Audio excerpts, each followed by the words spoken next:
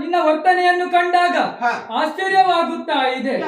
ವರುಣ ಲೋಕದಲ್ಲಿ ನಡೆಯುತ್ತಿದ್ದಂತಹ ಯಾಗ, ಅದಕ್ಕೆ ಬೇಕಾದಂತಹ ಅಸ್ತೋದಕವನ್ನು ಸಿಗಬೇಕು ಎನ್ನುವ ಉದ್ದೇಶದಿಂದ ನಮ್ಮ ಜನರನ್ನು ನಿನ್ನಲ್ಲಿಗೆ ನಾನು ಹಟ್ಟಿದವನಿದ್ದೆ. ನಿನ್ನಲ್ಲಿಗೆ ಬಂದಿದ್ದಾರಂತೆ. ಆದ್ರೆ ನೀನೇನು ಮಾಡಿದೆ? ಬೈದು ಭಂಗಿಸಿದ್ದೆ. ಅವರನ್ನು ಭಂಗಿಸಿದೆಯಂತೆ. ಜನರೆಲ್ಲ ಮತ್ತೆ ಬಂದು ನನಗೆ ದೂರ ನೀಡುತ್ತಾ ಇದ್ದಾರೆ.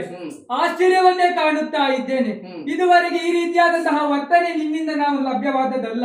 ಆದರೆ ಇಂದಿನ ದಿವಸ ವಿಶೇಷವಾದಂತಹ ವರ್ತನೆ. ಹಾಗಿದ್ರೆ ನಿನ್ನ ಮನದಲ್ಲಿ ಏನೋ ಒಂದು ರೀತಿಯಾದಂತಹ ಭಿನ್ನವಾದಂತಹ ಅಭಿಪ್ರಾಯ ಇದೆ ಎನ್ನುವುದು ಸ್ಪಷ್ಟ. ಏನಾಯ್ತು ನನ್ನಲ್ಲಿ ಹೇಳಬಹುದೇ?